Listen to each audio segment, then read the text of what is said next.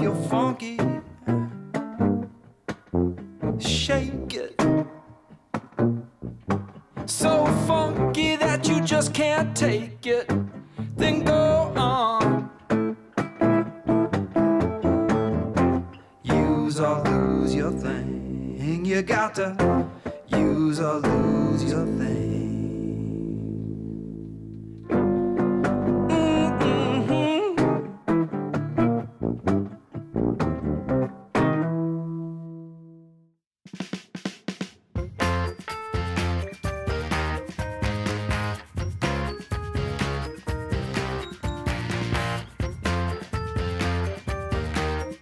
So I've never been here before. What's this place? What's this place called? I got turned on to this place by Chiara Ciavello. We were walking by one night. She introduced me to Carlo, who owns it. It's called Vutera, but I'd never eaten here. Upstairs, I go upstairs a lot to Rose Cafe. Yeah, yeah. Really good music up there. I saw Avishai Cohen there with his trio. It was really killer. I moved here, I guess, 2 years ago. You've pretty much shown me almost all the good places to eat. Yeah. Yeah. The Richard Julian approved restaurants of New York. Well, I already ordered us some Great. entrees. Awesome. I ordered you this thing that I've been eating in France because I just got back from France, and it's called bavette, and it's like it's the muscle under the lung, you know? Wow. Yeah. All right. Let's see, the first time we really met was in Mexico, and for that radio conference, which is just a hilarious and tragic joke. Yes, that was insane. Yeah, they brought us down there to play music for DJs. I remember I forgot somehow to put sunscreen on one leg, so I had one leg that was completely red. But then, thankfully, we got away and had margaritas. That was an awesome time. bar that we went to that night. Yeah, yeah. God, it was so much fun. And you were wearing like pretty much what you're wearing right now on the beach. And I was like, where did like this dude come 120 from? I was degrees like, hey, how are you doing, man? You're my new friend. Taxi! I was down there with V2 and playing like Girl in the War or something. And these like DJs came roaring around the corner because of course like they found like the free Cuervo somewhere. I don't know what they were thinking. And they had these huge styrofoam dick hats on. Penis hats? Crazy penis hats. For real? Like, yeah. Oh, I didn't see that. It was definitely like a soul-destroying moment. And you're playing Girl in the War for penis hats. That's awesome. But it was crazy. So you just got back from Europe. Yeah. It was yeah. swell season. Yeah. Swell season kind of got started as a project that turned into this movie Once, which became really successful last year. And before that, there were the Frames, and that's how I knew them. Okay. I was playing open mics in Boston, and I met Glenn Hansard, who's in the Frames.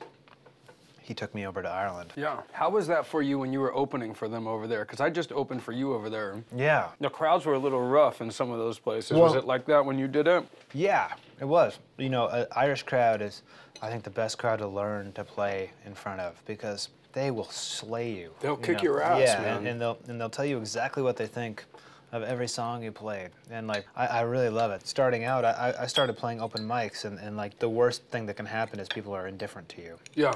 And usually that was the case. And right, so, right. So, Because there's no way in. It's one thing if they hate you. It's another thing if they just don't even know you're there. And then there's no way to bridge that gap. Exactly. You know? If they're so drunk or so like whatever it is.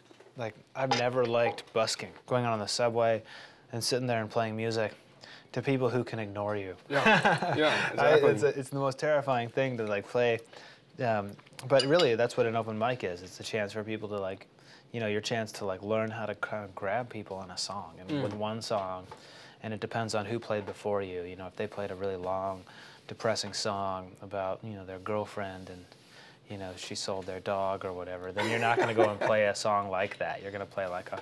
So in other words, you hated my song about the girlfriend who sold my dog. Well, it's, you know, I think it shows promise.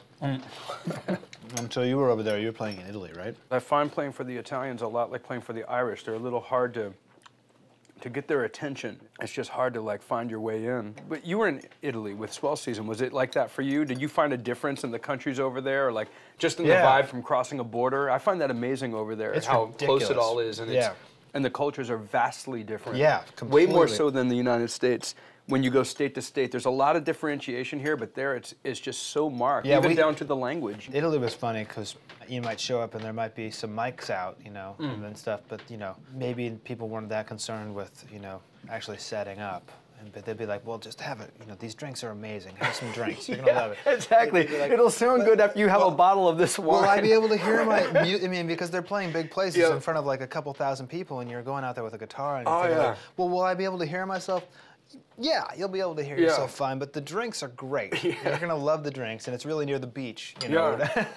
and then you go to Austria or Switzerland, and they've listened to your music on the internet before. And they're like, you're 5 minutes late for your sound check. Yeah. And they lock you in the venue. And anywhere in the world you go, on a good night feels the same. I feel like, you know, on a good night it always feels if you connect, if you find your way in, it doesn't, you don't remember where you are anymore, you know. And people don't care about language. No, they don't. It is funny though, going over there and you're kind of a world music act. Yes. In a lot of places, which is an interesting viewpoint. That's true. I was hearing you play The Curse in Ireland. Yeah, you know, on tour. Yeah. And that's a long ass tune. It's really compelling, but here and there I write a tune like that. I have a song called Man in the Hole. Yeah.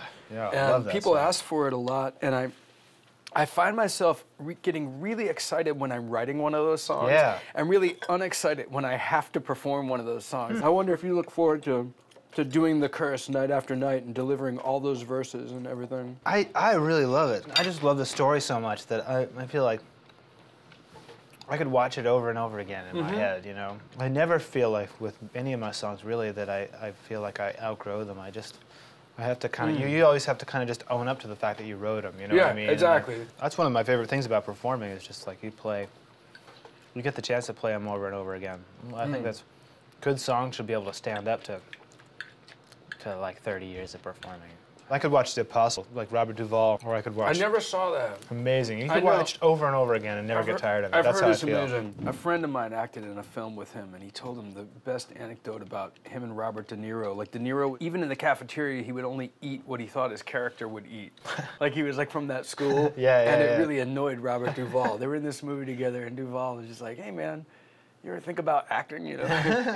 Because acting is awesome.